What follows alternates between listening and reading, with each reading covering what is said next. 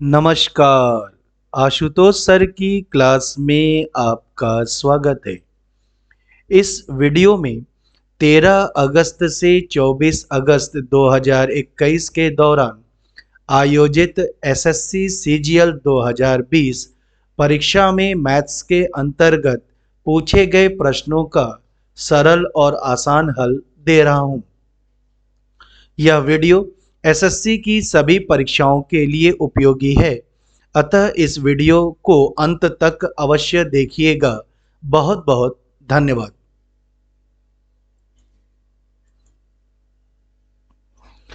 प्रश्नों को हल करना शुरू करें उससे पहले एसएससी सीजीएल में मैथ्स के अंतर्गत जो 25 प्रश्न पूछे जाते हैं उनका विश्लेषण करते हैं। 25 प्रश्नों में से इस सेट में 10 प्रश्न अर्थमेटिक से, 3 प्रश्न अलजेब्रा से, 3 प्रश्न ट्रिग्नोमेट्री से, 5 प्रश्न ज्योमेट्री से और 4 प्रश्न डाटा इंटरप्रिटेशन अर्थात डीआई से पूछे गए हैं। प्रश्नों का यह विश्लेषण आने वाली एसएससी सीजीएल परीक्षा के लिए बहुत उपयोगी है। अब प्रश्नों को हल करना शुरू करते हैं। मुद्रित मूल्य पर 21% छूट देकर पुस्तक बेचने के बाद किसी दुकानदार को 21% का लाभ प्राप्त होता है। पुस्तक के क्रय मूल्य और विक्रय मूल्य का अनुपात ज्ञात करें। आइए प्रश्न को हल करना शुरू करते हैं। जब प्रश्न में लाभ प्रतिशत दिया हो और क्रय मूल्य और विक्रय मूल्य के बीच अनुपात ज्ञात करना हो तो किसी अन्य डेटा की आवश्यकता नहीं होती है। अर्थात मुद्रित मूल्य पर 21% की छूट इस डेटा के बगैर भी हम लोग क्रय मूल्य और विक्रय मूल्य के बीच अनुपात ज्ञात कर सकते हैं, क्योंकि हम सब लोग को ज्ञात है कि सेलिंग प्राइस बराबर कॉस्ट प्राइस गुणे 100 प्लस प्रॉफिट परसेंट में बटे 100 होता है। प्रश्न में प्रॉफिट परसेंट 21% दिया हुआ है। अब प्रॉफिट परसेंट की वैल्यू 21 को इस समीकरण में P की जगह पर रख देंगे तो हमें एक नया समीकरण प्राप्त होता है। सेलिंग प्राइस बराबर कॉस्ट प्राइस 100 प्लस 21 बटे 100। तो सेलिंग प्राइस बराबर कॉस्ट प्राइस गुणे 121 बटे 100। 121 और 100 के बीच में कोई कॉमन फैक्टर नहीं है, इसलिए इसमें कोई भी डिवीजन नहीं होगा। अब हमें कॉस्ट प्राइस से सेलिंग प्राइस के बीच में रेशियो बैठाना है, तो तिरछा गुणा कर देंगे और 100 का तिरछा गुणा कर देंगे और 121 का, तो 100 बटे 121। इस प्रकार कॉस्ट प्राइस बटे सेलिंग प्राइस बराबर 100 बटे 121 प्राप्त होगा और कॉस्ट प्राइस अर्थात क्रय मूल्य, सेलिंग प्राइस अर्थात विक्रय मूल्य के बीच अनुपात 100 अनुपात 121 होगा और आंसर 2 होगा। 140 रुपए में 15 की दर से कुछ फल खरीदे गए और उतने ही फल 120 रुपए में 10 की दर से खरीदे गए। यदि सभी फलों को 132 रुपए प्रति दर्जन की दर से बेचा जाए तो पूरे लेन देन में लाभ का प्रतिशत ज्ञात करें। चलिए प्रश्न को हल करना शुरू करते हैं।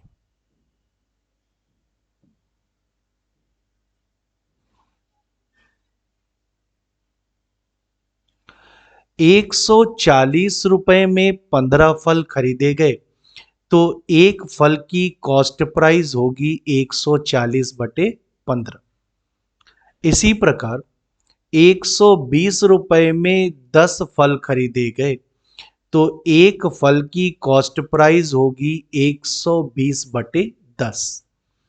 हम लोग मान लेते हैं कि दुकानदार ने दो फल खरीदे, तो दो फल की कुल कॉस्ट प्राइस होगी 64/3। इसके बाद प्रश्न आगे बढ़ता है। फल विक्रेता ने 132 रुपए प्रति दर्जन की दर से सभी फल को बेच दिया। तो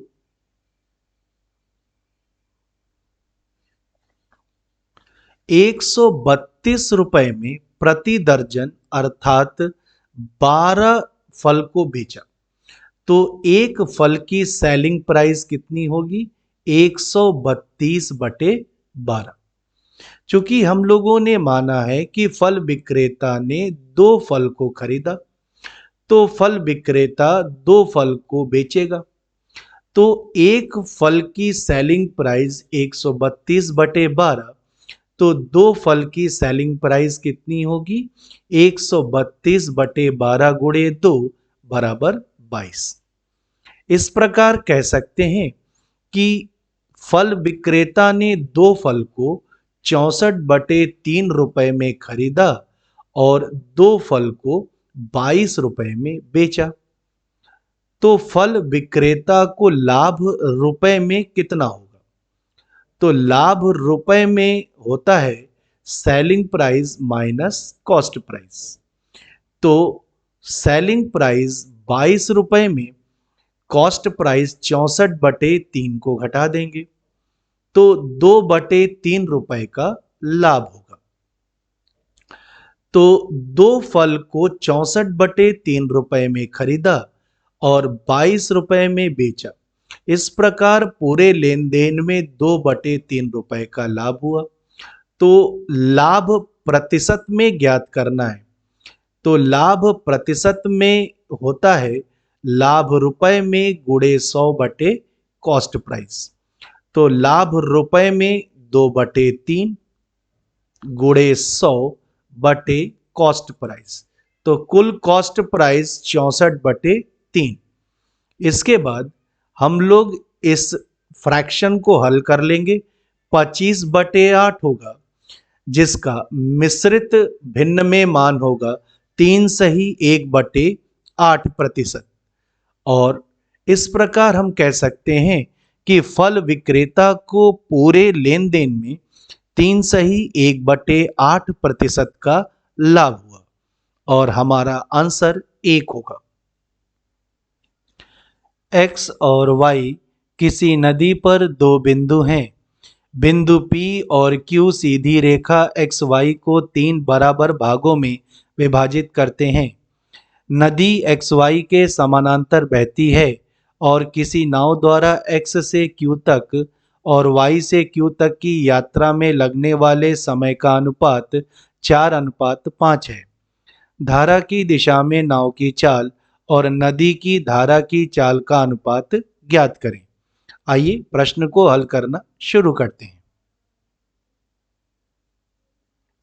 शांत जल में नाव की चाल x किलोमीटर प्रति घंटा, नदी की धारा की चाल y किलोमीटर प्रति घंटा, धारा की दिशा में नाव की चाल v1 बराबर x प्लस वाई किलोमीटर प्रति घंटा, धारा के विरुद्ध नाव की चाल v2 बराबर x माइनस वाई किलोमीटर प्रति घंटा। यह एक नदी है और इस पर x और y दो बिंदु हैं। हम लोग मान लेते हैं कि नदी के बहाव की दिशा x से y की ओर है। P और Q दो बिंदु x और y को 3 बराबर भागों में बांट देते हैं। हम लोग मान लेते हैं x से P के बीच की दूरी 1 किलोमीटर है, P से Q के बीच की दूरी 1 किलोमीटर है और Q से Y के बीच की दूरी 1 किलोमीटर है। प्रश्न के अनुसार एक नाव x से Q तक की दूरी को तय करती है, तो x से Q तक की दूरी 2 किलोमीटर और एक दूसरी नाव धारा के विरुद्ध y से Q तक 1 किलोमीटर की दूरी को तय करती है। तो x से q के बीच की दूरी को तय करने में लिया गया समय और y से q तक के बीच की दूरी को तय करने में लिए गए समय के बीच अनुपात 4:5 है। तो हम लोग मान लेते हैं कि x से q तक के बीच 2 किलोमीटर की दूरी को तय करने में नाव को 4 घंटे का समय लगेगा और y से q के बीच की दूरी 1 किलोमीटर को तय करने में नाव को 5 घंटे का समय लगेगा। तो एक नाव x से q तक 2 किलोमीटर की दूरी को तय करने में 4 घंटे का समय लेती है। धारा की दिशा में नाव की चाल x प्लस वाई बराबर 2/4 होगा, जो कि 1/2 के बराबर होगा। वही नाव y से q तक 1 किलोमीटर की दूरी को तय करने में 5 घंटे का समय लेती है। तो धारा के विरुद्ध नाव की चाल v2 बराबर x माइनस वाई बराबर 1/5 होगा। इस प्रकार धारा की दिशा में नाव की चाल x प्लस वाई बराबर 1/2 और धारा के विरुद्ध नाव की चाल x माइनस वाई बराबर 1/5 प्राप्त होगा। समीकरण 1 और समीकरण 2 की सहायता से नदी की चाल ज्ञात करेंगे और नदी की चाल होगी 3/20। प्रश्न कहता है धारा की दिशा में नाव की चाल और नदी की चाल के बीच अनुपात ज्ञात कीजिए। धारा की दिशा में नाव की चाल 1/2 और नदी की चाल 3/20 होगी। 2 इकाई 2 और 2 से 10 बार, इसके बाद तिरछा गुणा कर देंगे तो 10:3 प्राप्त होगा। इस प्रकार धारा की दिशा में नाव की चाल और नदी की धारा की चाल के बीच अनुपात 10:3 होगा और आंसर 4 होगा। एक निश्चित कार्य करने के लिए ए और बी वैकल्पिक दिन पर कार्य करते हैं। पहले दिन बी कार्य शुरू करता है। अकेले ए उस कार्य को 24 दिन में कर सकता है। यदि कार्य 11 सही 1/3 दिन में पूरा होता है तो अकेले बी मूल कार्य का 7/9 भाग कितने दिन में पूरा कर सकता है। आइए प्रश्न को हल करना शुरू करते हैं। संपूर्ण कार्य 11 सही 1/3 दिन में पूरा होता है। इसका अर्थ है कि कार्य 11 दिन पूरा लेगा और 12वें दिन का सिर्फ 1/3 भाग लेगा। आगे बढ़ते हैं। ए अकेले संपूर्ण कार्य को 24 दिन में पूरा कर सकता है और हम लोग मान लेते हैं कि बी अकेले संपूर्ण कार्य को x दिन में पूरा करेगा।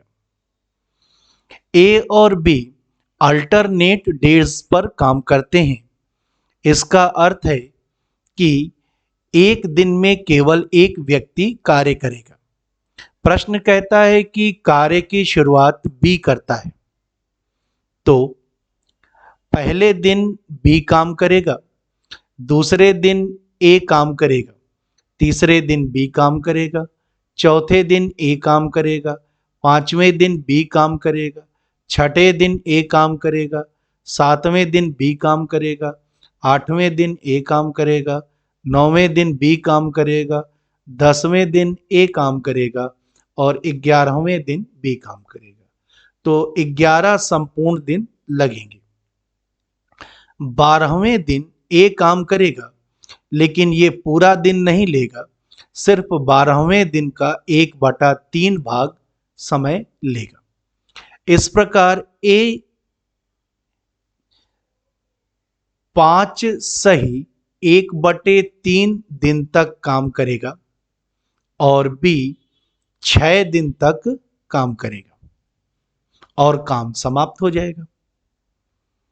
तो ए का 5 सही 1/3 दिन का काम और बी का 6 दिन का काम जोड़ देंगे तो काम समाप्त हो जाएगा। तो जब संपूर्ण कार्य समाप्त हो जाता है तो हम 1 मानते हैं। तो ए का 5 सही 1/3 दिन का कार्य और बी का 6 दिन के कार्य का योगफल बराबर 1। अब कोई भी व्यक्ति कितना कार्य करता है तो कार्य की मात्रा बराबर होती है कितने दिन तक व्यक्ति ने काम किया, नंबर ऑफ डेज वर्कड, कितने दिन तक काम किया बटे व्यक्ति अकेला संपूर्ण काम कितने दिन में कर सकता है, अलोन टाइम।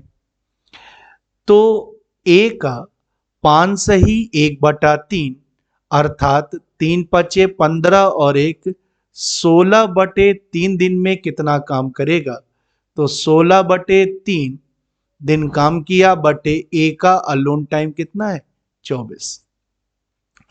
तो ए का 5 सही 1/3 अर्थात 16/3 दिन का काम होगा, 16/3/24। बी का 6 दिन का काम, तो बी का 6 दिन का काम बराबर होगा 6 दिन काम किया बटे अलोन टाइम। तो बी का अलोन टाइम कितना है, एक्स। तो ये फ्रैक्शन ए के कार्य की मात्रा और 6/x बी के कार्य की मात्रा को प्रदर्शित करता है। तो ए के कार्य की मात्रा बी के कार्य की मात्रा को जोड़ दें तो कार्य समाप्त हो जाएगा, तो बराबर 1। तो ए के कार्य की मात्रा प्लस बी के कार्य की मात्रा बराबर 1। तो 16/3/24 इसको सरल करेंगे तो 16/3 गुणे 24, 8 दूनी 16, 8 तिया 24 यानी 2/9। तो इतना जो हिस्सा है वो 2/9 हो जाएगा।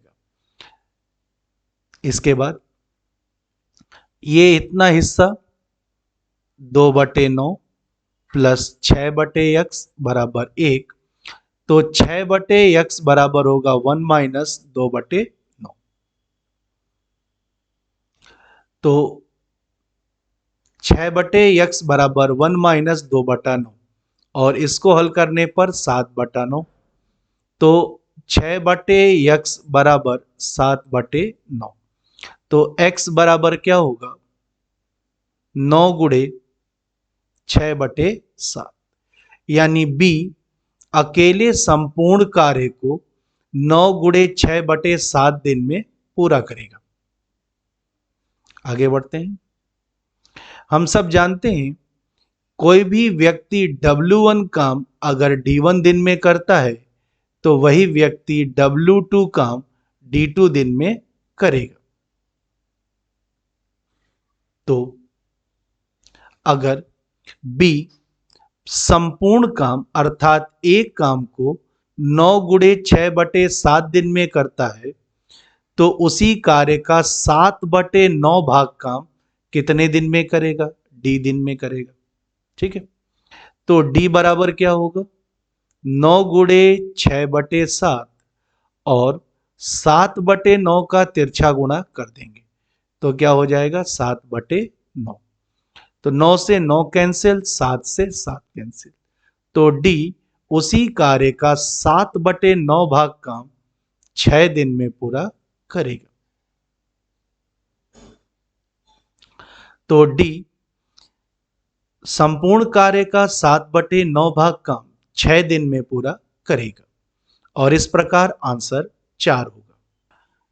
यदि 5 अंक वाली संख्या 6, 7, 6 XY 3, 7 और 11 से विभाज्य है तो 3x - 5y का मान ज्ञात करें। आइए प्रश्न को हल करना शुरू करते हैं।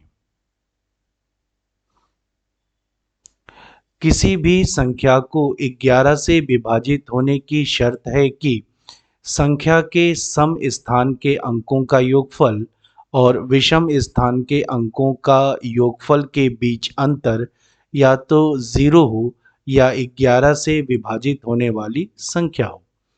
सबसे पहले हम प्रश्न में दिए गए संख्या में सम स्थान और विषम स्थान के अंक को ढूंढेंगे। तो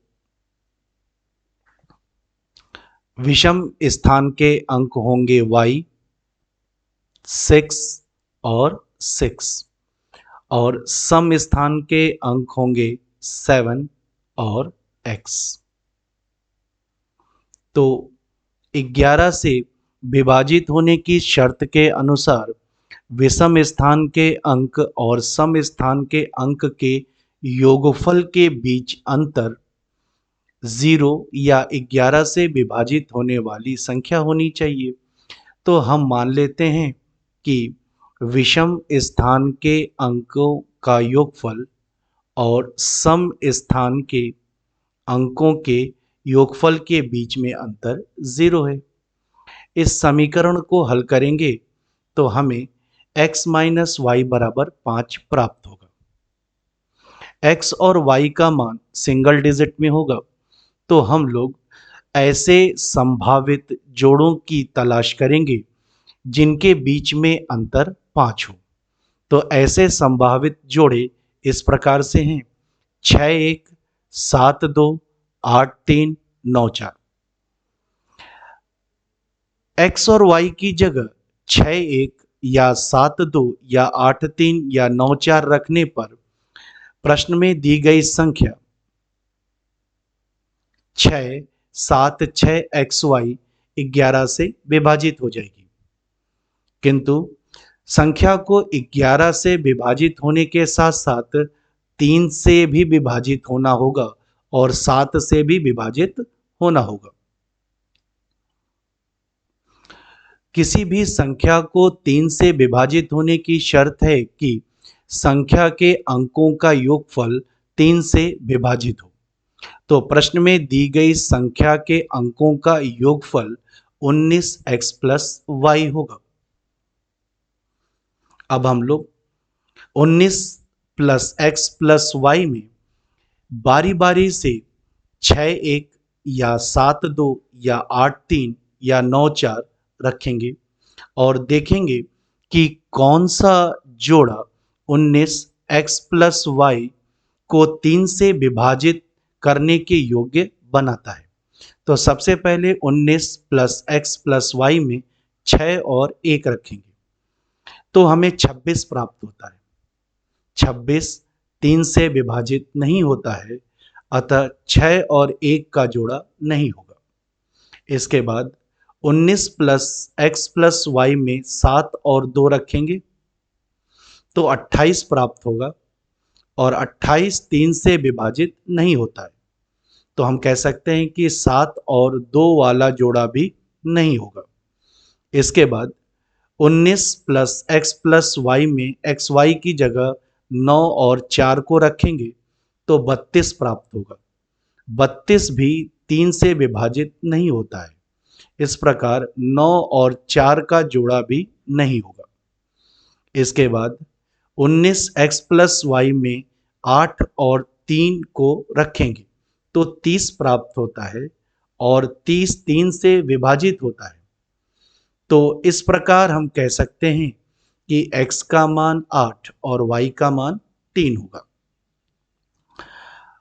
जब हम x का मान 8 और y का मान 3 रखते हैं तो प्रश्न में दी गई संख्या 6-7-6xy 3 से विभाजित हो जाएगी और 11 से विभाजित हो जाएगी और इसे 7 से भी विभाजित होना है। तो हम प्रश्न में दी गई संख्या में 6-7-6xy में x की जगह 8 और y की जगह 3 को रखेंगे तो हमें एक संख्या प्राप्त होती है 67,683। 67,683 को 7 से डिवाइड करेंगे तो 9,669 प्राप्त होता है। तो हम कह सकते हैं कि संख्या 7 से भी विभाजित होगी। अतः x का मान 8 और y का मान 3 होगा। प्रश्न आगे बढ़ता है, कहता है कि 3x माइनस 5y का मान ज्ञात करें।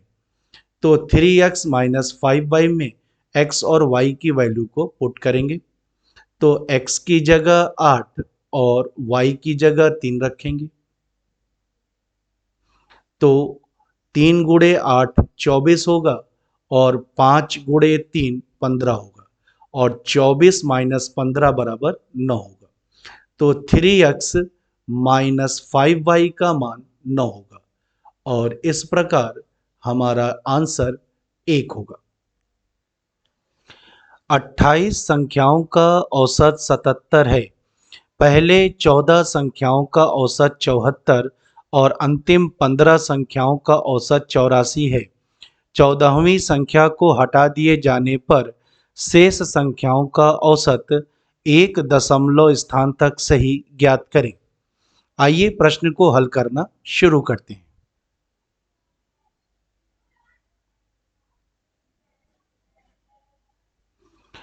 पहली 14 संख्याओं का औसत 74 है, तो 14 संख्याओं का योगफल होगा 14 गुणे 74। इसके बाद अंतिम 15 संख्याओं का औसत 84 है, तो अंतिम 15 संख्याओं का योगफल होगा 15 गुणे 84। तो 14 संख्याओं के योगफल और 15 संख्याओं के योगफल को जोड़ देंगे तो हमें 29 संख्याओं का योगफल प्राप्त होगा, जो कि 2296 होगा। प्रश्न आगे बढ़ता है, 28 संख्याओं का औसत 77 है, तो 28 संख्याओं का योगफल 28 गुणे 77 होगा। इस प्रकार 28 संख्याओं का योगफल 2156 प्राप्त होगा। 29 संख्याओं के योगफल में जब हम 28 संख्याओं के योगफल 2156 को घटा देंगे तो 14वीं संख्या का मान ज्ञात हो जाएगा और 14वीं संख्या का मान 140 होगा। प्रश्न आगे बढ़ता है, 14वीं संख्या को हटा दिए जाने पर तो कुल 28 संख्याएं थीं और एक संख्या जो क्रम में 14वीं पड़ती है, जिसकी वैल्यू 140 है, उसको हटा दें तो शेष 27 संख्याएं बचेंगी। तो शेष 27 संख्याओं का औसत ज्ञात कीजिए। तो शेष 27 संख्याओं का औसत ज्ञात करने के लिए कुल 28 संख्याओं के योगफल 2156 में हम 14वीं संख्या का मान 140 घटा देंगे तो हमें शेष 27 संख्याओं का योगफल ज्ञात हो जाएगा और इसमें जब हम 27 से भाग लगा देंगे तो शेष 27 संख्याओं का औसत प्राप्त हो जाएगा। तो शेष 27 संख्याओं का औसत होगा 28 संख्याओं का योगफल, जो कि हम यहां से प्राप्त कर सकते हैं। उसमें एक संख्या जो क्रम में 14वीं है, जिसका मान 140 है, उसको घटा देंगे तो शेष 27 संख्याओं का योगफल 2016 प्राप्त होगा। तो शेष 27 संख्याओं का औसत होगा 27 संख्याओं का योगफल बटे 27। भाग लगाने पर 74.7 प्राप्त होगा। तो हम कह सकते हैं कि शेष 27 संख्याओं का औसत 74.7 होगा और आंसर 4 होगा। जब x को 19, 28, 55 और 91 में से प्रत्येक से घटाया जाता है तो इस क्रम में प्राप्त संख्याएं समानुपात में होती हैं। x का मान ज्ञात करें। आइए प्रश्न को हल करना शुरू करते हैं। जब x को 19, 28, 55 और 91 में से प्रत्येक में घटाया जाता है तो हमें 4 संख्याएं प्राप्त होती हैं। प्रश्न कहता है कि घटाने के बाद जो संख्याएं प्राप्त होती हैं वो समानुपात अर्थात प्रपोर्शन में होती हैं। तो जब 4 संख्याएं समानुपात में होती हैं तो पहली संख्या और दूसरी संख्या के बीच अनुपात तीसरी संख्या और चौथी संख्या के बीच अनुपात के बराबर होता है। इसके बाद यदि चारों संख्याएं समानुपात में हैं तो पहली संख्या और चौथी संख्या का गुणनफल बराबर होता है दूसरी संख्या और तीसरी संख्या के गुणनफल के। तो चारों संख्याएं समानुपात में हैं तो पहली और चौथी संख्या का गुणनफल दूसरी और तीसरी संख्या के गुणनफल के बराबर है। इस समीकरण को हल करके x के मान को ज्ञात करना है। इस समीकरण को हल करने का बेस्ट तरीका है कि हम ऑप्शन की सहायता लें और ऑप्शन में दी गई वैल्यू को बारी बारी से x के स्थान पे रख करके समीकरण को संतुष्ट कराएं अर्थात LHS is equal to RHS। तो इसी क्रम में हम ऑप्शन 4 को लेते हैं और ऑप्शन 4 में दी गई वैल्यू 7 को x के स्थान पर रख देते हैं। तो जब हम x के स्थान पर 7 को रखते हैं तो 19 में से 7 को घटाते हैं तो हमें 12 प्राप्त होता है और 91 में से 7 को घटाएंगे तो 84 प्राप्त होगा। 28 में से 7 को घटाएंगे तो 21 प्राप्त होगा और 55 में से 7 को घटाएंगे तो 48 प्राप्त होगा। 21 चौक 84 और 12 चौक 48 यानी 1 इक्वल्स टू 1। तो हम कह सकते हैं कि LHS is equal to RHS अर्थात x बराबर 7 रखने पर समीकरण संतुष्ट हो जाता है तो x का मान 7 होगा और हमारा आंसर 4 होगा। 20 भागा 5 का 8 गुणे 9 भागा 6 गुणे ब्रैकेट में 6 माइनस 3 माइनस 10 भागा 2 का 20 का मान ज्ञात करें। चलिए प्रश्न को हल करना शुरू करते हैं। दिए गए अभिव्यक्ति में हम लोग वॉडमॉस के नियम को फॉलो करेंगे और सबसे पहले सर्कल के अंदर दिए गए एक्सप्रेशन यानी अभिव्यक्ति को हल करेंगे। तो ऑफ यानी का अर्थ गुणा ही होता है तो 5 8 40।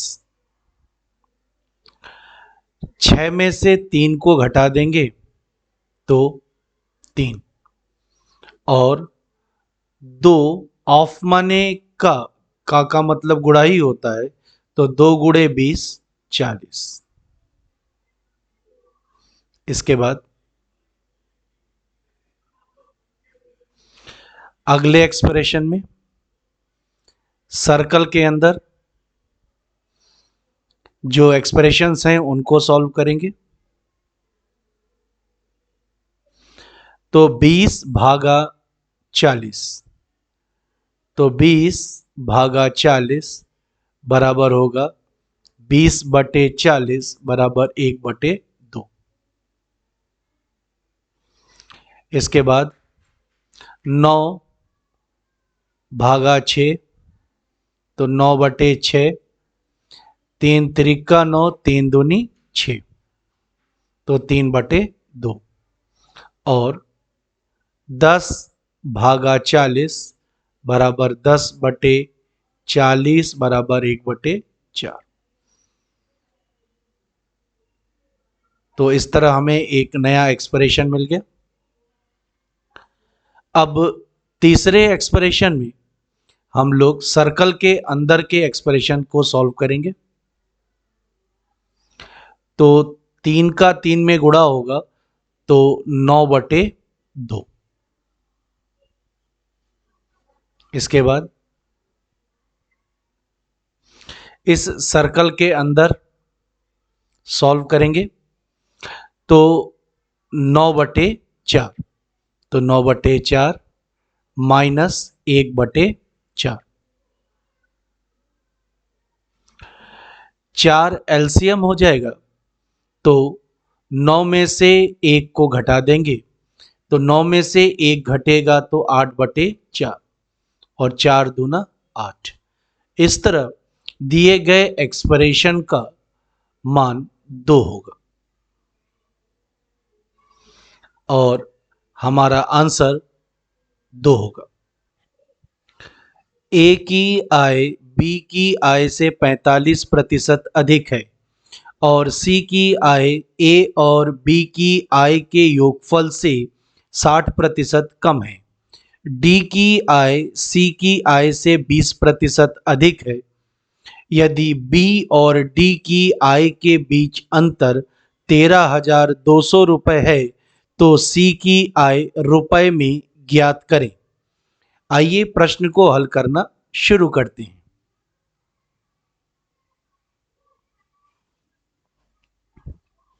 प्रश्न के अनुसार ए की आय बी की आय से 45% अधिक है, अर्थात ए की आय बी की आय का 145%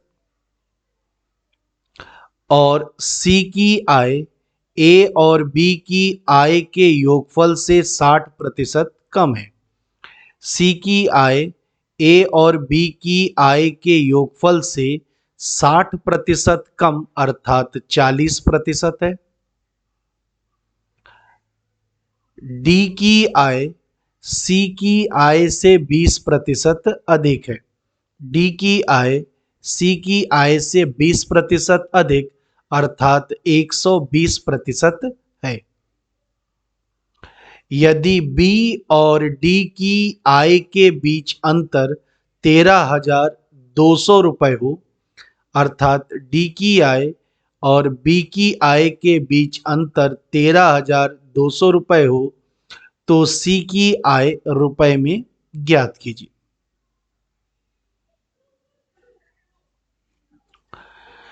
ए की आय बी की आय का 45% है तो इस समीकरण का उपयोग करते हुए ए बटे बी बराबर 145 और प्रतिशत का मान 100।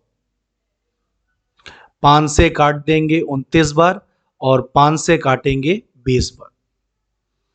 तो हम लोग मान सकते हैं कि ए की आय 29x और बी की आय 20x है। आगे बढ़ते हैं। सी की आय ए और बी की आय का योगफल। तो ए और बी की आय का योगफल 49x का 40% है।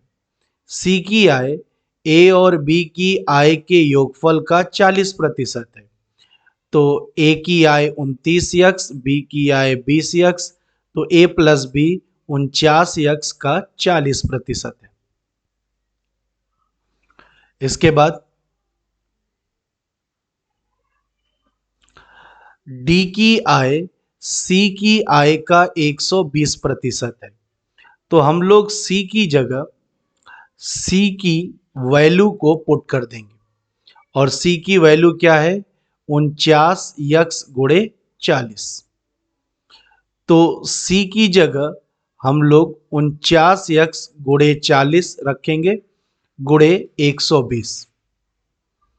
इसके बाद इस एक्सप्रेशन को हल करेंगे तो 2352/100x प्राप्त होगा। आगे बढ़ते हैं। प्रश्न कहता है डी की आय और बी की आय का अंतर 13,200 रुपये है। तो डी की आय 2,352/100 और बी की आय 20 बराबर 13,200। जब हम 2,352/100 माइनस 20 को हल करते हैं तो 352/100 प्राप्त होता है, जो 13,200 के बराबर होगा। इसके बाद 352/100 बराबर 13,200, तो x का मान 3,750 प्राप्त होगा। प्रश्न कहता है कि C की आय ज्ञात कीजिए। तो C की आय हम लोगों ने ज्ञात की है 49x गुणे 40%। तो C की आय 49x गुणे 40%। तो x की जगह हम लोग x की वैल्यू 3,750 को पुट करेंगे। तो 49 गुणे x की जगह 3,750 गुणे 40% का मान 40/100। तो 49 गुणे 3,750 गुणे 40/100 को हल करेंगे तो 73,500 प्राप्त होगा। तो हम कह सकते हैं कि C की आय 73,500 रुपये होगी और इस प्रकार हमारा आंसर 1 होगा।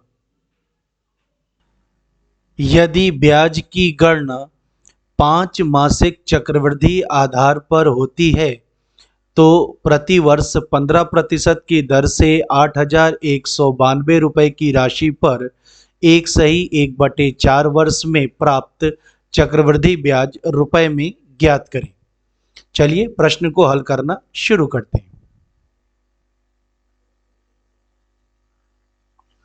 यदि ब्याज की गणना 5 मासिक चक्रवृद्धि आधार पर होती है, इस वाक्य का अर्थ है कि हर 5 महीने के बाद ब्याज को मूलधन में जोड़ दिया जाता है। आगे बढ़ते हैं। जब ब्याज की गणना 1 वर्ष अर्थात 12 माह से कम अवधि पर होती है तो प्रश्न में दिए गए ब्याज दर और प्रश्न में दिए गए समय में परिवर्तन हो जाता है और नया ब्याज दर और नया समय ज्ञात करना होता है। तो किस प्रकार नया ब्याज दर और नया समय ज्ञात करते हैं उसे देखते हैं। नया ब्याज दर बराबर होता है पुराना ब्याज दर गुणे माह की संख्या बटे 12।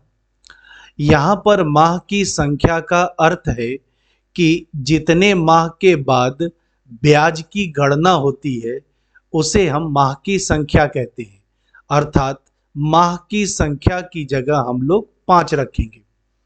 तो जब ब्याज की गणना 1 वर्ष से कम अवधि पर होती है तो प्रश्न में दिए गए ब्याज दर को बदलकर नया ब्याज दर बनाते हैं। तो नया ब्याज दर बराबर होगा पुराना ब्याज दर 15% गुणे माह की संख्या 5, अर्थात जितने माह के बाद ब्याज की गणना होती है बटे 12। तो 15% गुणे 5/12, इसको हल करेंगे तो 1/16, यानी नया ब्याज दर 1/16 होगा। और अब नया समय ज्ञात करेंगे। तो नया समय होता है पुराना समय गुणे 12 माह की संख्या। यहाँ पर भी माह की संख्या का अर्थ होगा कि जितने महीने के बाद ब्याज की गणना होती है, अर्थात माह की संख्या बराबर 5 होगी। तो नया समय बराबर पुराना समय। तो पुराना समय 1/4 वर्ष अर्थात 5/4 वर्ष होगा गुणे 12 बटे माह की संख्या 5। तो 5/4 गुणे 12/5 को हल करेंगे तो नया समय 3 वर्ष होगा। अब हम लोग 8,192 मूलधन पर 1/16 ब्याज दर से 3 वर्ष का चक्रवृद्धि ब्याज ज्ञात करेंगे। तो हमारा मूलधन 8,192 रुपये होगा और इस पर 1 वर्ष के अंत में 1/16 ब्याज दर से एक ब्याज मिलेगा और वह ब्याज होगा 512। दूसरे वर्ष के अंत में हमें 2 ब्याज मिलेगा, एक मूलधन से मिलेगा और एक हमें ब्याज से मिलेगा। इस प्रकार दूसरे वर्ष के अंत में हमें 2 ब्याज मिलेगा। तो मूलधन से 512 और ब्याज 512 का 1/16 ब्याज मिलेगा और ये 32 होगा। इसके बाद तीसरे वर्ष के अंत में हमें 4 प्रकार का ब्याज मिलेगा, एक मूलधन से मिलेगा और 3 ब्याज हमें ब्याज पर ब्याज के रूप में प्राप्त होगा।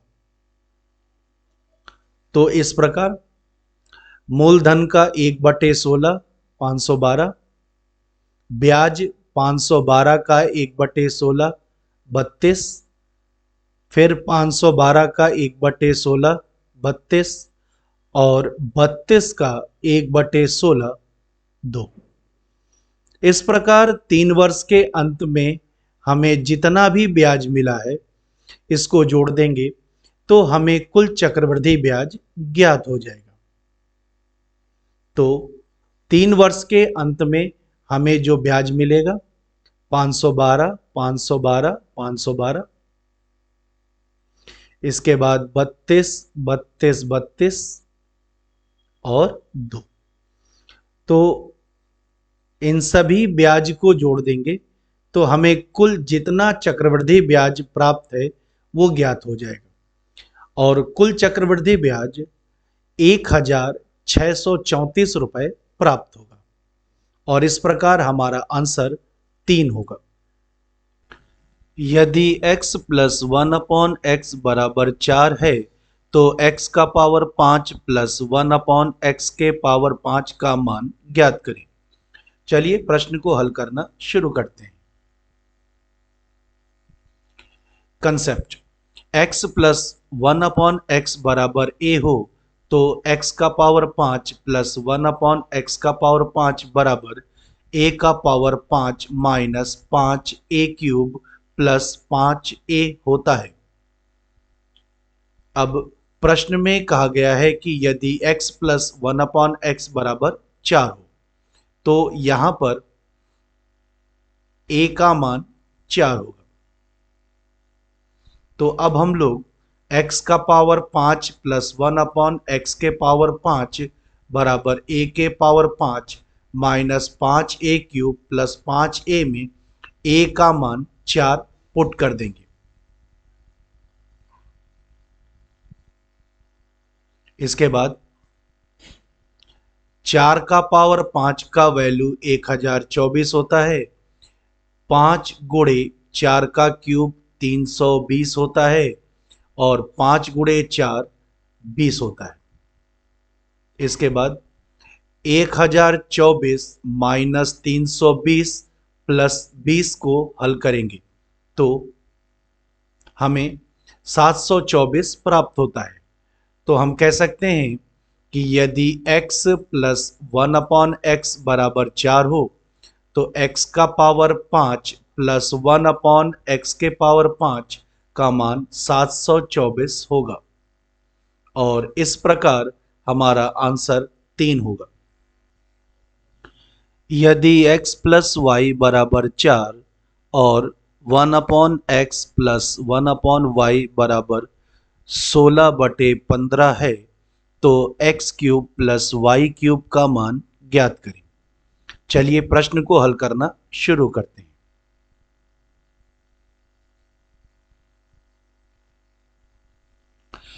प्रश्न में जो डेटा दिया है वह इस प्रकार से है कि यदि x प्लस वाई बराबर 4, 1/x+1/y बराबर 16/15 हो तो x³ प्लस y³ का मान ज्ञात कीजिए।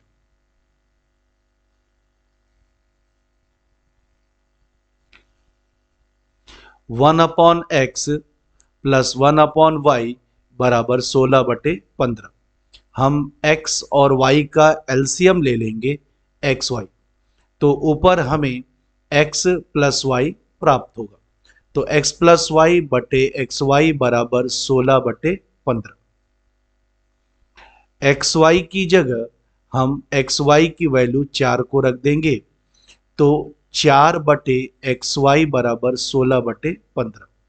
तो 4 से 16 को काट देंगे और तिरछा गुणा कर देंगे, तो 4 गुणे एक्स वाई बराबर 15, तो एक्स वाई बराबर 15/4 प्राप्त होगा। इसके बाद हम लोगों को x³ प्लस y³ का मान ज्ञात करने को कह रहा है।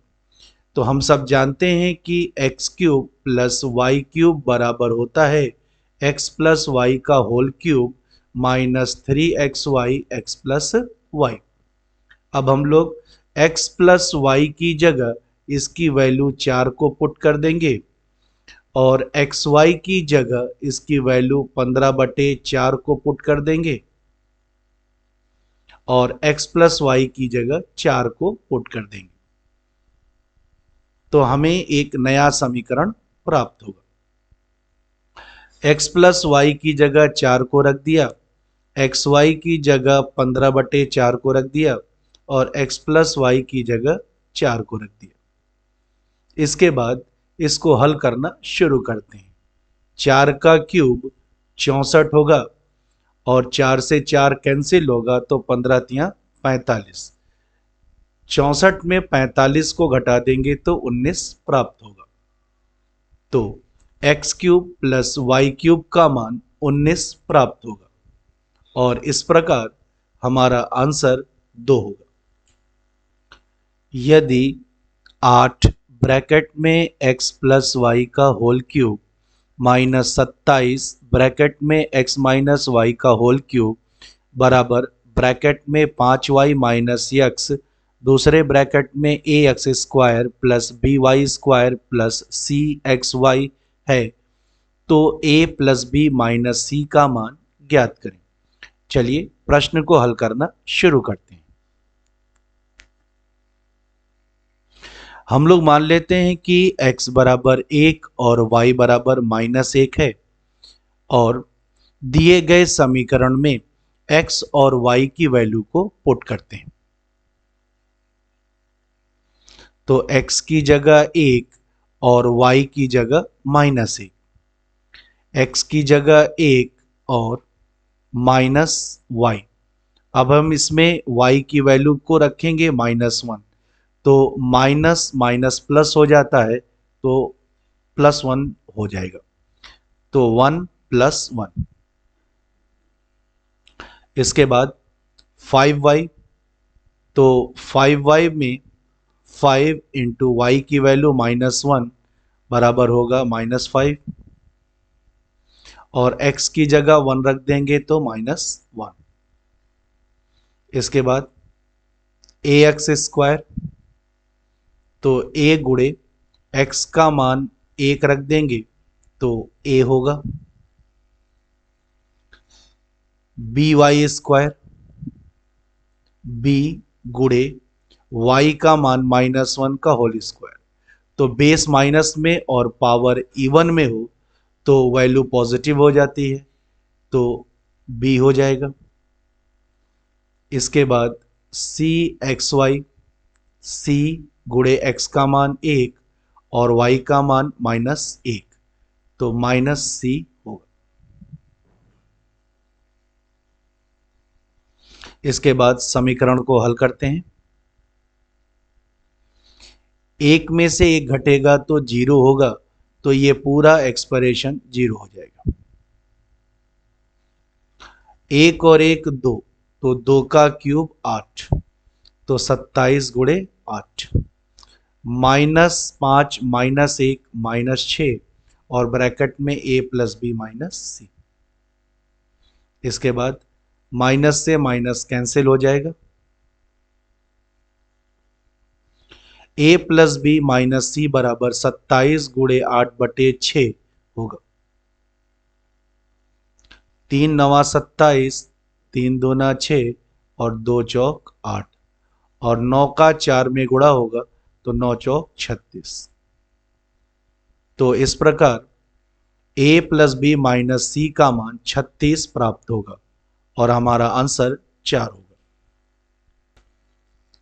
यदि cos स्क्वायर थीटा बटे cot square theta plus sign square theta -1 बराबर 3 है, जहां थीटा का मान 0 डिग्री से बड़ा और 90 डिग्री से छोटा है, तो tan theta plus cosec theta का मान ज्ञात करें। चलिए प्रश्न को हल करना शुरू करते हैं।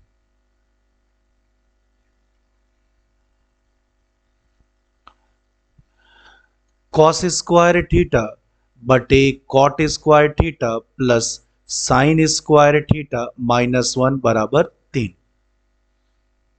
साइन स्क्वायर थीटा -1 में अगर हम माइनस को कॉमन ले लें तो 1 माइनस साइन स्क्वायर थीटा हो जाएगा। तो इस प्रकार अगला जो एक्सप्रेशन होगा वो इस प्रकार होगा, cos स्क्वायर थीटा बटे cot स्क्वायर थीटा और माइनस को कॉमन ले लिए तो 1 माइनस साइन स्क्वायर थीटा। आगे बढ़ते हैं। cos square theta cot square theta, तो हम सब जानते हैं कि cot थीटा बराबर होता है cos थीटा बटे साइन थीटा। तो cot स्क्वायर थीटा बराबर होगा cos स्क्वायर थीटा बटे sign square theta. 1 minus sign square theta बराबर होता है cos स्क्वायर थीटा। इसके बाद cos स्क्वायर थीटा और डिनोमिनेटर में हम इन दो टर्म में cos स्क्वायर थीटा कॉमन ले लें तो ब्रैकेट में 1 upon sine square theta -1 equals to 3। cos square theta cancel हो जाएगा तो हमें एक नया समीकरण प्राप्त होगा 1 upon sine square theta -1 equals to 3।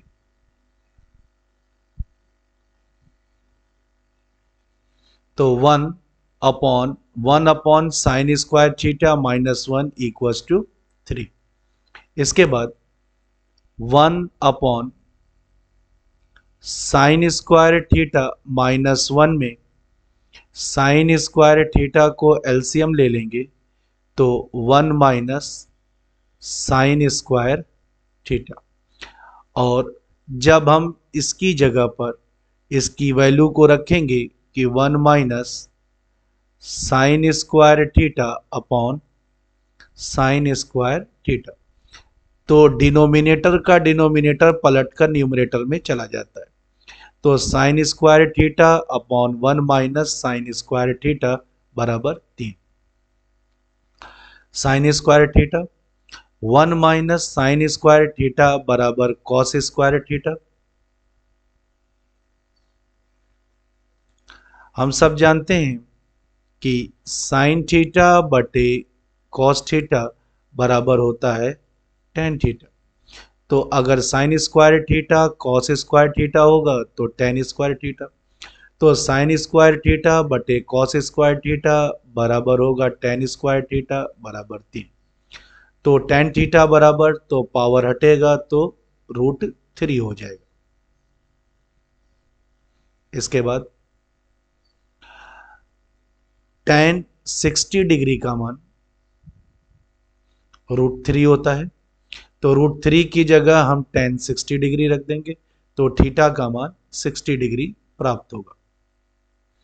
प्रश्न कहता है कि tan theta plus cosec theta का मान ज्ञात कीजिए। तो tan थीटा की जगह 60 डिग्री और cosec थीटा की जगह 60 डिग्री। tan 60 डिग्री का मान √3 होता है, cosec 60 डिग्री का मान 2/√3 होता है। तो √3 एलसीएम ले लेंगे, √3 प्लस 2/√3। तो √3 एलसीएम ले लेंगे, तो √3 का √3 में गुणा होगा तो 3 प्लस 2 यानी 5/√3। 5/√3 का परिमेयकरण करने के लिए न्यूमरेटर और डिनोमिनेटर में √3 से मल्टीप्लाई कर देंगे। तो डिनोमिनेटर √3 इंटू √3 3 हो जाएगा और न्यूमरेटर में 5√3। तो इस प्रकार कह सकते हैं कि tan theta plus cosec theta का मान 5√3/3 होगा और हमारा आंसर 4 होगा। cosec theta upon cosec theta -1 plus cosec theta upon cosec theta +1 minus tan square theta, जहां थीटा का मान 0 डिग्री से बड़ा और 90 डिग्री से छोटा है का मान ज्ञात करें। आइए प्रश्न को हल करना शुरू करते हैं।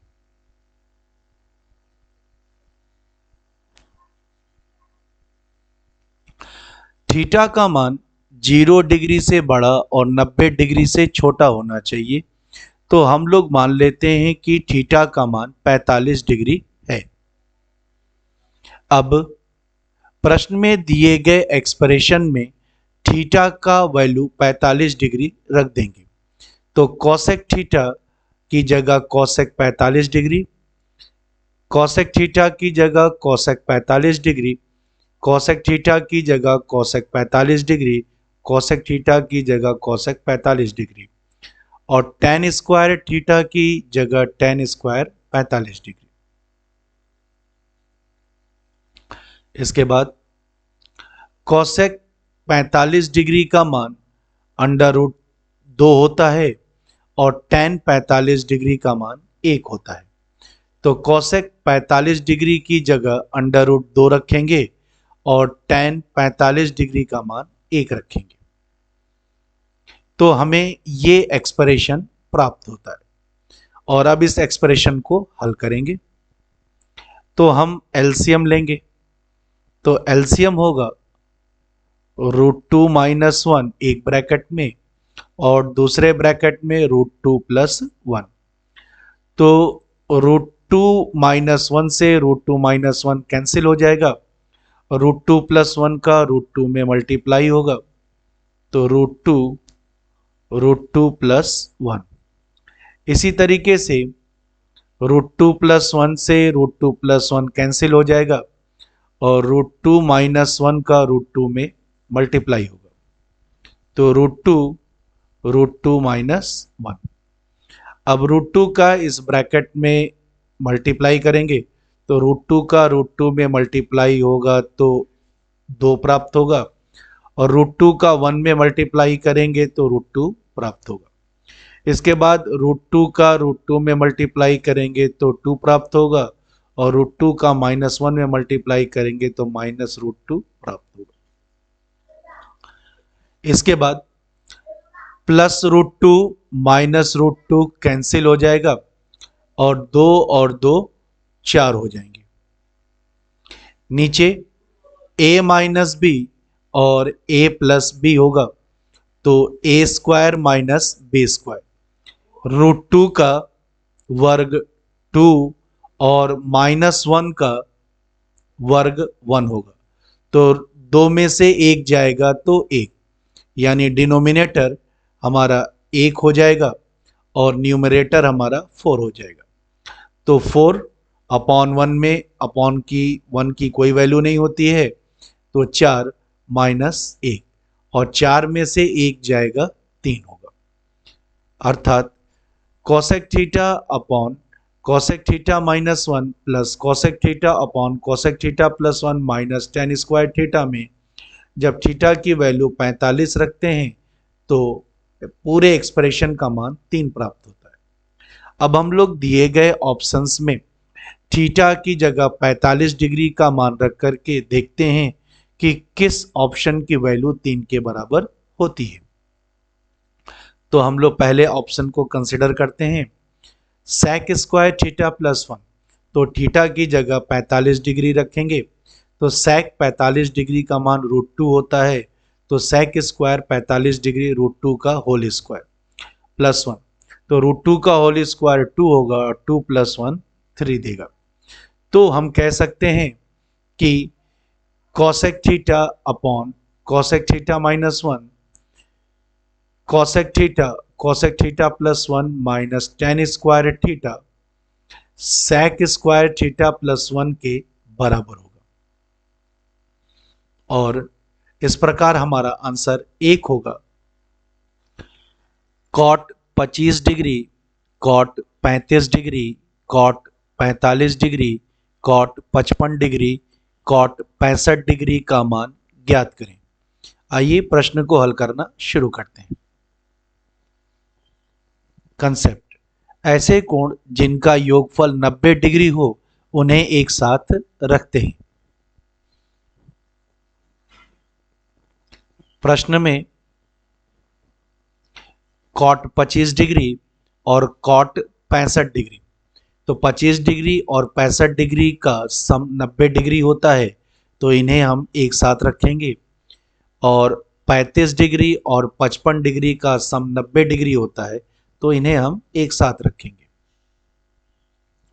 तो cot 25 degree, cot 65 degree, cot 35 degree, cot 55 degree, cot 45 degree. Cot 65 degree को 65 को 90 माइनस 25 डिग्री लिख सकते हैं। इसी प्रकार 55 डिग्री को 90 माइनस 35 डिग्री लिख सकते हैं। हम सब जानते हैं कॉट 90 माइनस थीटा बराबर होता है टेन थीटा के।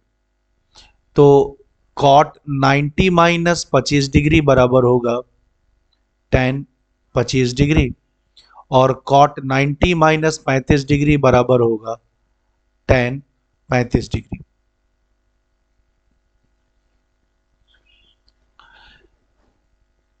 हम यह भी जानते हैं कि टेन थीटा बराबर होता है 1 अपॉन कॉट थीटा।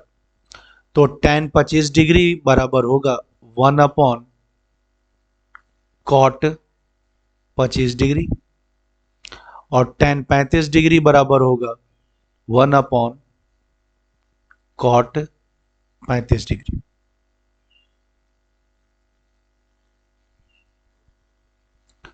तो टेन 25 डिग्री बराबर होगा 1 अपॉन कॉट 25 डिग्री, और टेन 35 डिग्री बराबर होगा 1 upon cot 35 degree. Cot 25 degree, cot 25 degree cancel, cot 35 degree, cot 35 degree cancel, तो बचेगा कॉट 45 डिग्री। और कॉट 45 डिग्री का मान 1 होता है, तो इस प्रकार हमारा आंसर 1 होगा। त्रिभुज ABC और त्रिभुज PQR समरूप त्रिभुज हैं। त्रिभुज ABC का क्षेत्रफल और त्रिभुज PQR का क्षेत्रफल क्रमशः 64 वर्ग सेंटीमीटर और 81 वर्ग सेंटीमीटर हैं, और AD और PT क्रमशः त्रिभुज ABC और त्रिभुज PQR की माध्यिका हैं। यदि PT बराबर 10.8 सेंटीमीटर है तो AD का मान कितना होगा? आइए प्रश्न को हल करना शुरू करते हैं।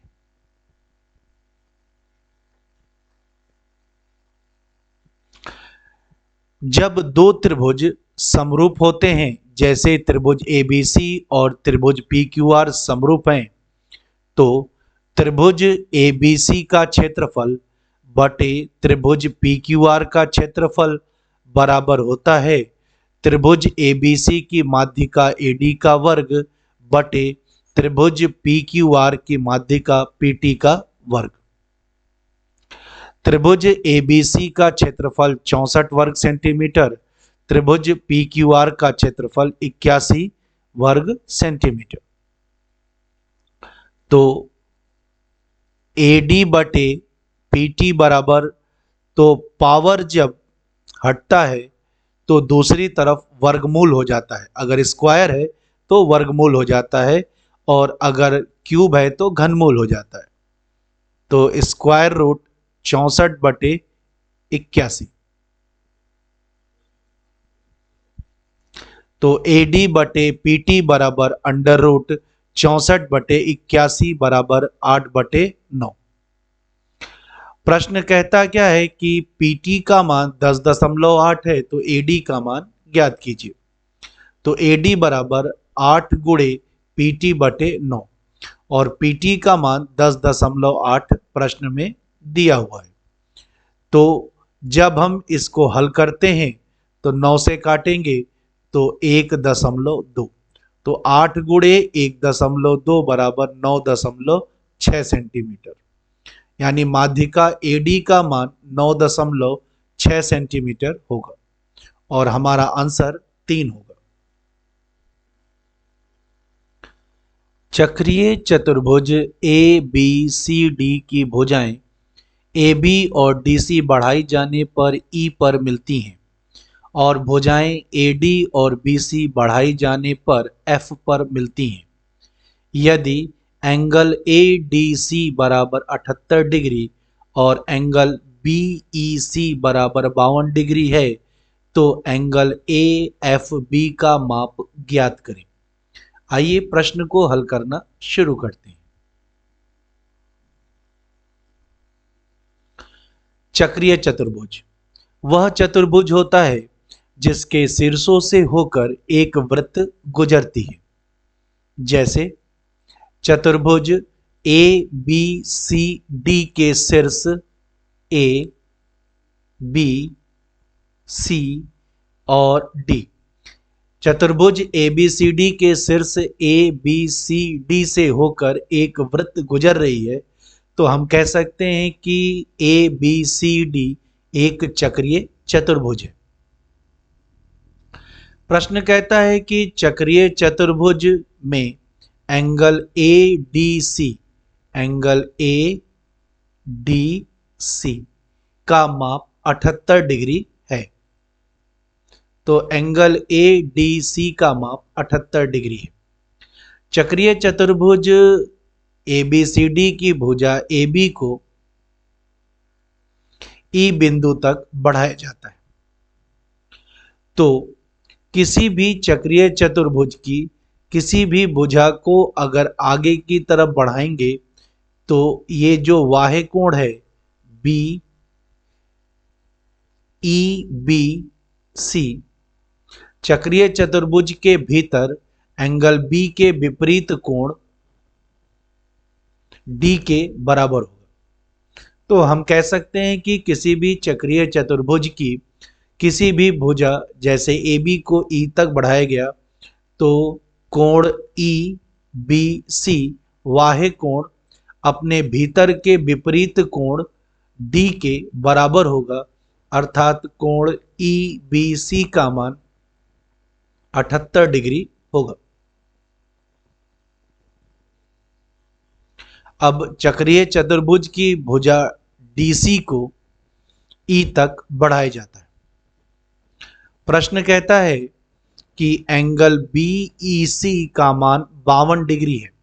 एंगल बी ई सी, इस एंगल का मान 52 डिग्री है। प्रश्न आगे बढ़ता है, कहता है कि चतुर्भुज की भुजा बीसी को एफ बिंदु तक बढ़ाया जाता है।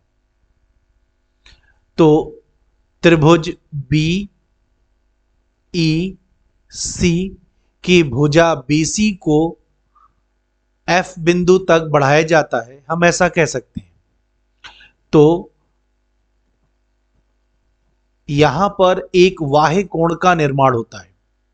तो किसी भी त्रिभुज की भुजा को अगर हम आगे की ओर बढ़ाते हैं तो बाह्य कोण का निर्माण होता है, और ये जो बाह्य कोण है ये त्रिभुज के भीतर दो विपरीत कोणों के योगफल के बराबर होता है। तो इस प्रकार एंगल ECF बाह्य कोण का मान होगा 78 डिग्री प्लस 52 डिग्री बराबर 130 डिग्री। प्रश्न आगे बढ़ता है, कहता है चतुर्भुज की भुजा AD को F बिंदु तक बढ़ाया जाता है। चूंकि ये डायग्राम ज्योमेट्रिकल पैरामीटर पर नहीं बनाया गया है, इसलिए रेखाखंड ADF ये सीधी होने के बावजूद थोड़ी सी झुकी हुई दिख रही है। रेखाखंड ADF ये एक स्ट्रेट लाइन होगी, सीधी रेखा होगी। तो कोई भी सीधी रेखा 180 डिग्री की होती है, और D से एक एंगल निकल रहा है C की तरफ। तो इस एंगल का जो मान है वो 78 डिग्री है। तो हम कह सकते हैं कि एंगल CD और F का मान कितना होगा।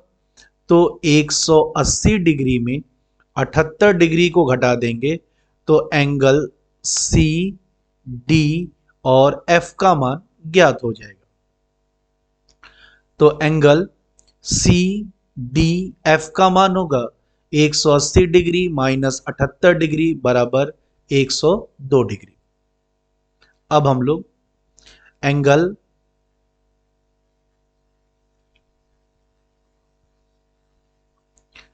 लोग त्रिभुज FD और C को कंसिडर करते हैं। तो त्रिभुज FDC में इस एंगल को ज्ञात करने की बात कह रहा है, यानी एंगल AFB को ज्ञात करने की बात कर रहा है। तो हम एंगल AFB ज्ञात करें या एंगल DFC को ज्ञात करें, दोनों बात एक है। तो त्रिभुज FDC की बात करें तो त्रिभुज FDC में एंगल F और एंगल D के विपरीत बाहरी कोण जो है वो एंगल C होगा। यानी एंगल C जो है ये बाह्य कोण है, और इस कोण के विपरीत दो कोण होंगे, एक एंगल D पर बना कोण और एक एंगल F पर बना कोण। तो किसी भी त्रिभुज के बाहरी कोण का मान इसके अंदर के दो विपरीत कोणों के योगफल के बराबर होता है, यानी x डिग्री प्लस 102 डिग्री बराबर बाहरी कोण 130 डिग्री। तो x डिग्री का मान होगा 130 डिग्री माइनस 102 डिग्री बराबर 28 डिग्री। तो हम कह सकते हैं कि एंगल F का मान होगा 130 डिग्री माइनस 102 डिग्री बराबर 28 डिग्री। और प्रश्न कहता है कि एंगल AFB का मान ज्ञात कीजिए, जो कि 28 डिग्री के बराबर होगा। और इस प्रकार हमारा आंसर 2 होगा। 21 सेंटीमीटर लंबी एक जीवा 25 सेंटीमीटर व्यास वाले वृत्त में खींची जाती है। केंद्र से जीवा की लंबवत दूरी ज्ञात करें। आइए प्रश्न को हल करना शुरू करते हैं। एक वृत्त जिसका केंद्र O है, वृत्त में एक जीवा AB खींची जाती है जिसकी लंबाई 21 सेंटीमीटर है। वृत्त के केंद्र O से जीवा के बीच की दूरी ओडी है। तो वृत्त के केंद्र से जीवा के बीच की दूरी ओडी जीवा के साथ 90 डिग्री का कोण बनाती है। इसके साथ जीवा ए बी को दो बराबर भागों में बांट देती है, अर्थात केंद्र से जीवा के बीच की दूरी ओडी जीवा को दो बराबर भागों में बांट देती है, एडी बराबर डीबी। और एडी का मान कितना होगा? 21/2 सेंटीमीटर।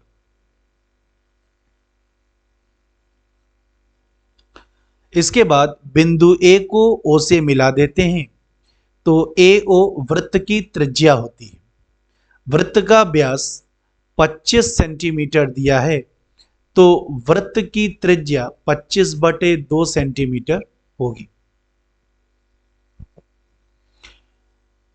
अब त्रिभुज एडीओ को कंसिडर करते हैं। तो त्रिभुज एडीओ एक समकोण त्रिभुज है और इस समकोण त्रिभुज में ओडी परपेंडिकुलर है, एडी बेस है और एओ हाइपोटेनस है। तो पाइथागोरस थ्योरम के अनुसार perpendicular OD square plus base AD square बराबर हाइपोटेनस एओ स्क्वायर। हम लोगों को ओडी का मान ज्ञात करना है, तो ओडी स्क्वायर बराबर एओ स्क्वायर माइनस एडी स्क्वायर। अब हम लोग एओ और एडी की वैल्यू को पुट कर देंगे। तो एओ की वैल्यू है 25/2, तो एओ की वैल्यू को पुट कर देंगे 25/2 का वर्ग, और एडी का मान 21/2 है, तो 21/2 का वर्ग। 25/2 का वर्ग 625/4 और 21/2 का वर्ग 441/4। 4 एलसीएम हो जाएगा। 625 में 441 घटाएंगे तो 184 प्राप्त होगा, और 4 से 184 को काटेंगे तो 46 प्राप्त होगा। तो ओडी बराबर √46 सेंटीमीटर होगा। इस प्रकार कह सकते हैं कि वृत्त के केंद्र से जीवा के बीच लंबवत दूरी ओडी का मान √46 सेंटीमीटर होगा, और हमारा आंसर 4 होगा। माना कि त्रिभुज एबीसी और त्रिभुज पीक्यूआर समरूप त्रिभुज हैं, और त्रिभुज एबीसी का क्षेत्रफल और त्रिभुज क्यूपीआर का क्षेत्रफल बराबर 144/49 है।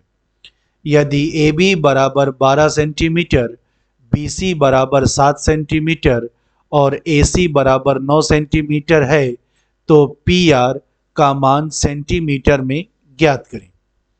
आइए प्रश्न को हल करना शुरू करते हैं। त्रिभुज एबीसी और त्रिभुज पीक्यूआर समरूप त्रिभुज हैं।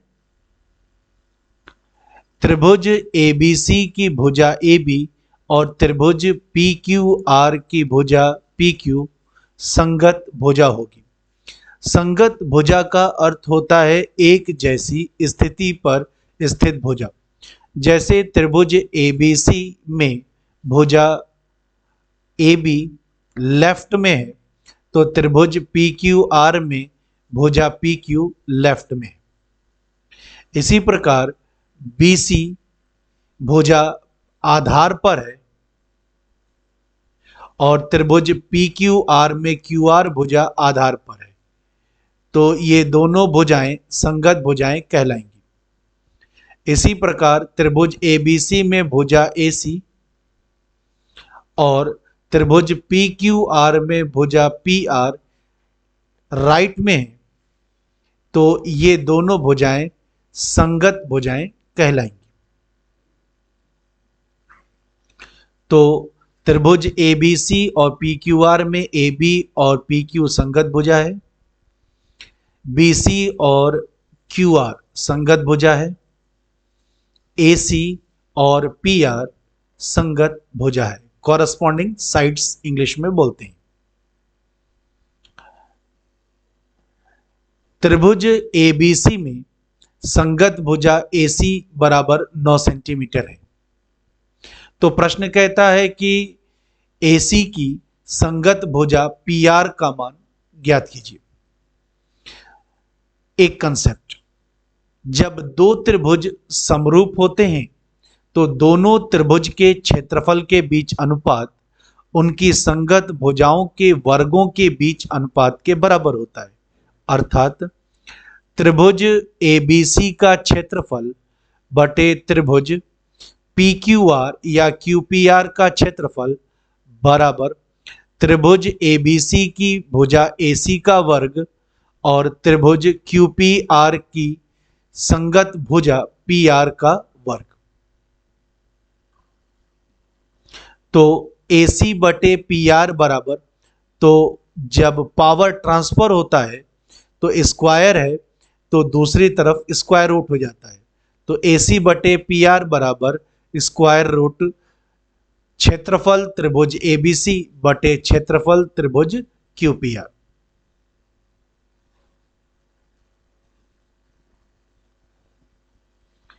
AC का मान 9 है और त्रिभुज ABC का क्षेत्रफल 144 वर्ग सेंटीमीटर है और त्रिभुज QPR कहें या PQR कहें उसका क्षेत्रफल 49 वर्ग सेंटीमीटर है।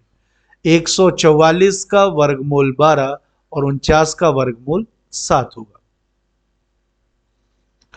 3 त्रिका 9 और 3 चौक 12। तो PR की वैल्यू जो होगी वह होगी 21/4 सेंटीमीटर और इस प्रकार हमारा आंसर 3 होगा।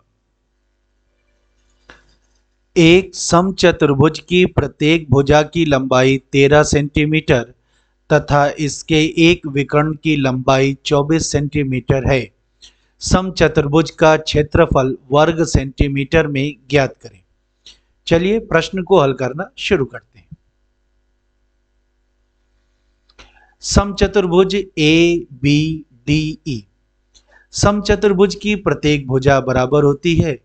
तो प्रश्न में दिया है कि प्रत्येक भुजा 13 सेंटीमीटर है।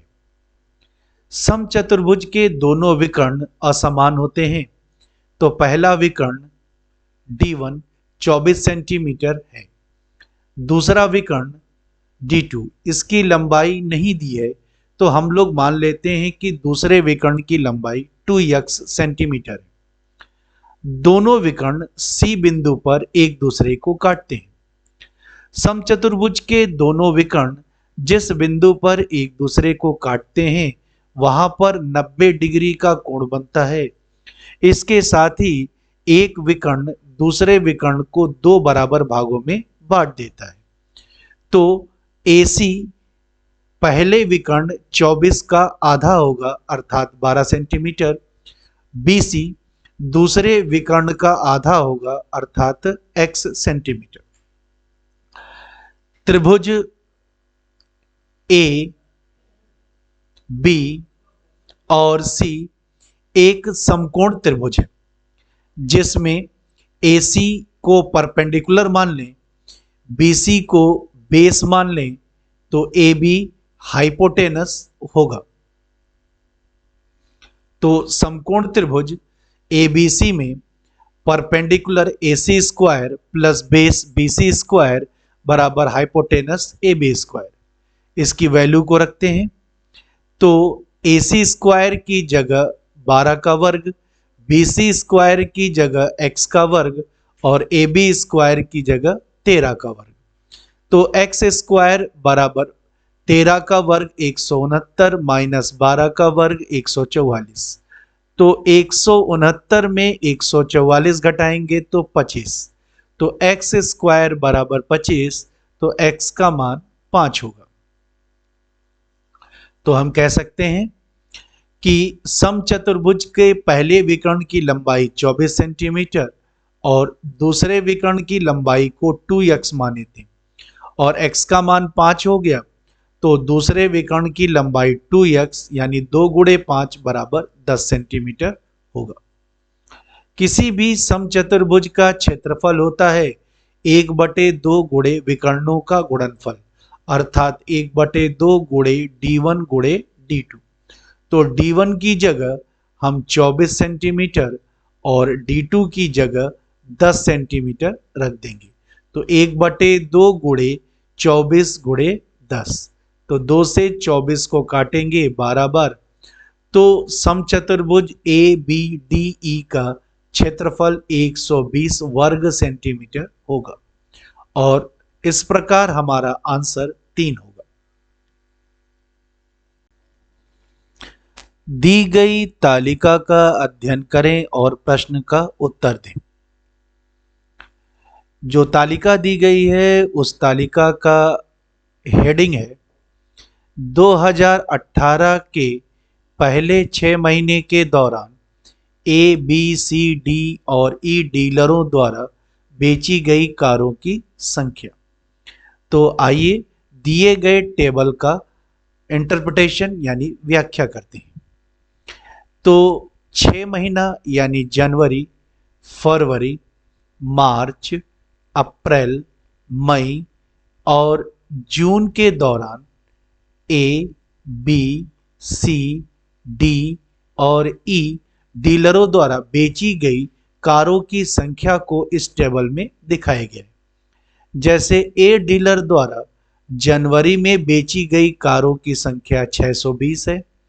डी डीलर द्वारा जून में बेची गई कारों की संख्या 780 है। आइए इस टेबल पे आधारित प्रश्न को देखते हैं और उसके हल को देखते हैं।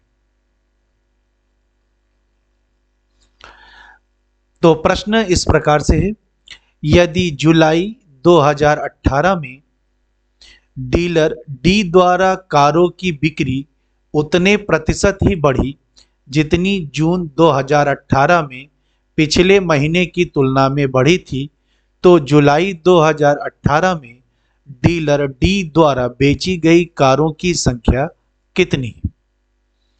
सबसे पहले टेबल को प्रकट करेंगे। यहां पर डीलर डी की बात हो रही है। प्रश्न को आसान से शब्दों में समझने का प्रयास करते हैं। प्रश्न कहता क्या है कि मई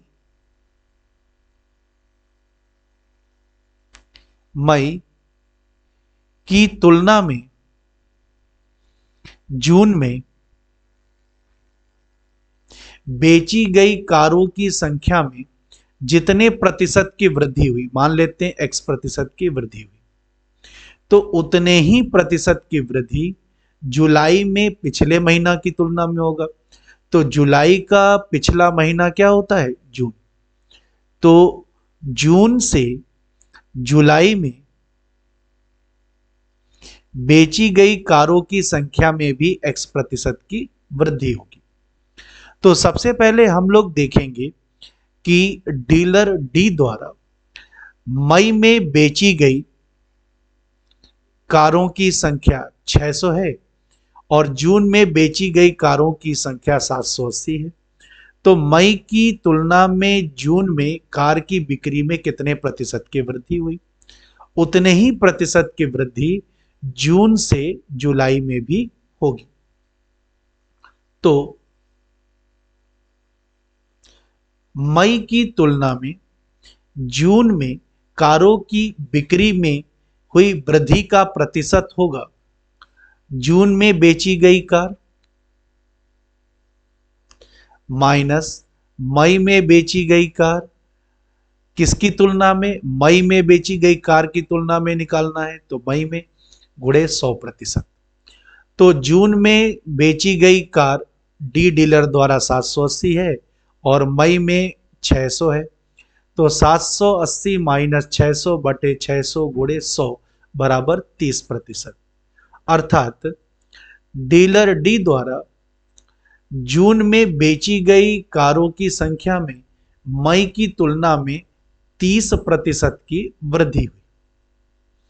तो यही प्रतिशत वृद्धि जून की तुलना में जुलाई में होगी। तो कहता है कि डीलर डी द्वारा जुलाई में बेची गई कारों की संख्या कितनी है? तो जुलाई में बेची गई कारों की संख्या होगी जून में बेची गई कारों की संख्या से 30% अधिक अर्थात 130%। तो डीलर डी द्वारा जुलाई में बेची गई कारों की संख्या होगी जून में बेची गई कारों की संख्या से 30% अधिक अर्थात 130%।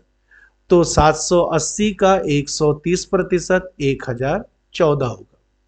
तो इस प्रकार हम कह सकते हैं कि जुलाई में बेची गई कारों की संख्या 1014 होगा और आंसर 1 होगा।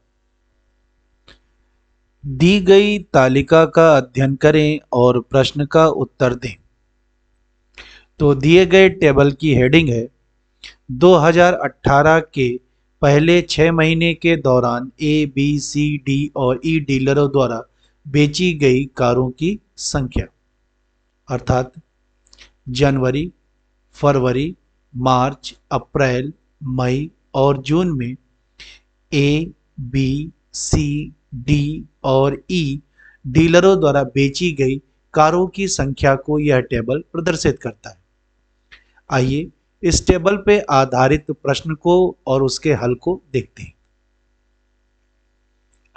तो प्रश्न इस प्रकार से है, जनवरी, अप्रैल और जून में डीलर बी द्वारा बेची गई कारों की कुल संख्या और मार्च में डीलर ए और डी द्वारा बेची गई कारों की कुल संख्या का अनुपात ज्ञात करें। तो सबसे पहले टेबल को प्रकट करते हैं।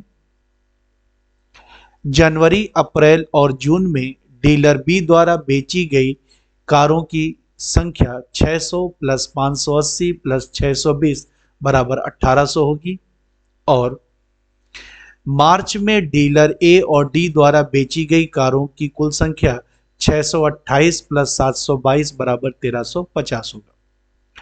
अब 1800 और 1350 के बीच अनुपात ज्ञात करेंगे। तो रिक्वायर्ड रेशियो बराबर होगा 1800 बटे 1350 बराबर 4/3 अर्थात 4:3 और इस प्रकार हमारा आंसर 3 होगा। दी गई तालिका का अध्ययन करें और प्रश्न का उत्तर दें। दी गई तालिका में 5 वर्ष के दौरान किसी कंपनी के निश्चित उत्पाद का उत्पादन और बिक्री 1000 टन में दिया गया है। तो सबसे पहले टेबल का इंटरप्रिटेशन यानी व्याख्या करते हैं।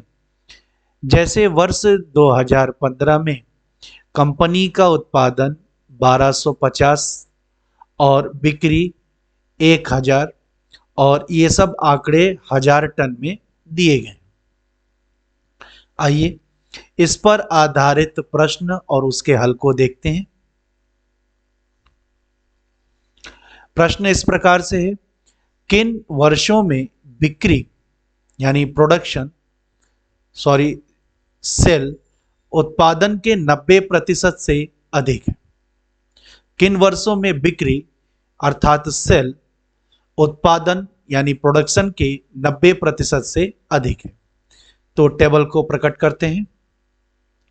वर्ष 2015 में उत्पादन 1250, तो 1250 का 90% 1124 होगा और 2015 में बिक्री जो थी वो 1000 थी। तो उत्पादन का 90% 1124 है और बिक्री 1000 है। तो हम कह सकते हैं कि वर्ष 2015 में बिक्री उत्पादन के 90% से कम थी। इस प्रकार ये हमारा वर्ष नहीं होगा। इसी प्रकार वर्ष 2016 में उत्पादन 1400 का 90% 1260 होगा और उस वर्ष बिक्री 1290 थी। तो 1290 बिक्री उत्पादन के 90% यानी 1260 से अधिक है, यानी वर्ष 2016 हम लोग कंसिडर करेंगे। इस प्रकार वर्ष 2017 में उत्पादन 1450 का 90% 1305 होगा और उस वर्ष बिक्री 1100 थी। तो 1100 उत्पादन के 90% 1305 से कम है, अर्थात वर्ष 2017 को हम कंसीडर नहीं करेंगे। 2018 में उत्पादन 1500 का 90% 1350 होगा और उस वक्त बिक्री 1450 की हुई थी। तो बिक्री 1450 उत्पादन के 90% अर्थात 1350 से अधिक है, अर्थात वर्ष 2018 को कंसिडर करेंगे। तो इस प्रकार हम दो वर्ष को कंसिडर करते हैं, वर्ष 2016 और 2018, और ये हमारे ऑप्शन में दिखता है। तो हमारा आंसर 3 होगा, वर्ष 2016-2018। दी गई तालिका का अध्ययन करें और प्रश्न का उत्तर दें। नीचे दी गई तालिका किसी शहर के विद्यालयों में नियुक्त प्राथमिक विद्यालय के शिक्षकों की संख्या का जिलावार आंकड़ा दर्शाती है। तो आइए सबसे पहले टेबल का इंटरप्रिटेशन यानी व्याख्या करते हैं। तो जिला, पुरुष शिक्षक, महिला शिक्षक। जिला का नाम है पूर्व और इसमें पुरुष शिक्षक 1650 और महिला शिक्षक 2375।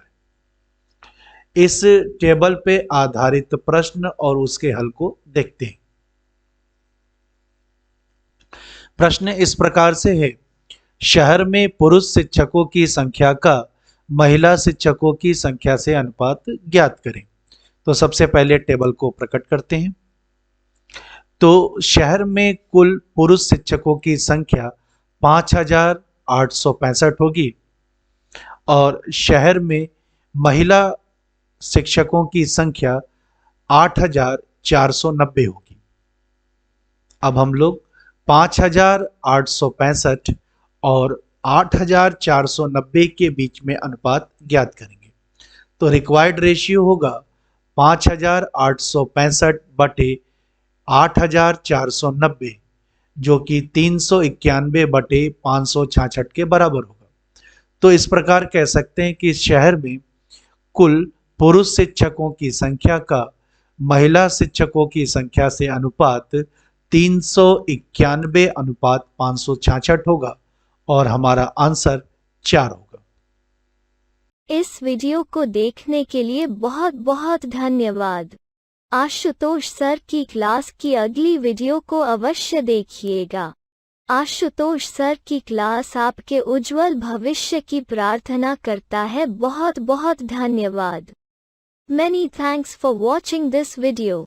Must watch the next video of Ashutosh sir's class. Ashutosh sir's class prays for your bright future. Thanks a lot.